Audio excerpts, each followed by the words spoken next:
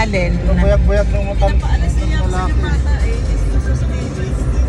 Kaya ako Yung po eh. Gusto sabihin. naman siguro. Nakita. Nako. Mabalis nyo pa yung bata. Sabi pa niya, baka inano yung pinakain. Ano sabi mo? Sabi nung May eh. Kasi May binigyan ng lang. hindi eh. Binigyan ng candy. Grabe ka naman bata yan.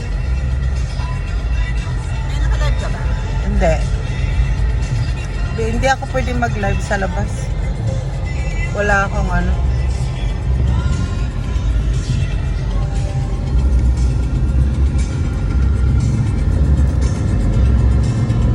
Malamig hangin.